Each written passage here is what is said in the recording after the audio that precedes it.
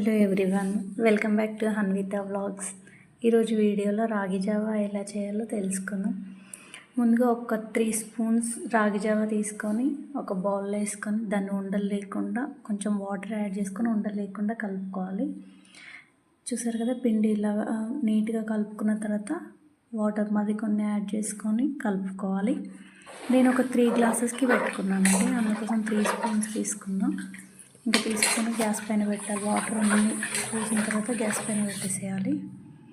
ఇదిగా చూసారు కదా, బాయిలింగ్ స్టార్ట్ అయిపోయింది. ఇక్కడ ఇది మధ్య మధ్యలో కలుపుతూ ఉండాలి, లేదంటే అడుగు పడుతుంది, పిండి కదండి. ఇంకా కంప్లీట్ బాయిలింగ్ పూర్తవ్వలేదు, సో అది ఇంకొక 5 మినిట్స్ అట్లా మరిగేదాకా ఉంచుకొని తర్వాత సర్వ్ చేసేసుకోవాలి. చూసారు, ఇది మరిగిన తర్వాత ఇప్పుడు గ్యాస్ ఆఫ్ చేసుకొని సర్వ్ చేసుకోవాలి. మేమైతే బెల్లం జావా తాగుతామండి. నచ్చని వాళ్ళు ఉప్పు పెరుగు కానీ వేసుకొని తాగొచ్చు. మా పిల్లలకి పెరుగు నచ్చదు, సో బెల్లం వేసుకొని తాటి బెల్లం యూజ్ చేస్తాం.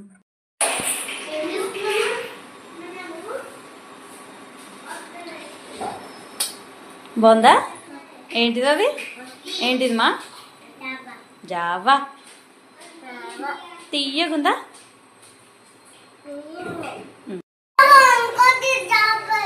ఇంకా కావాలా? తాగేసినవా మొత్తం? నీకు ఇష్టమా చోటో?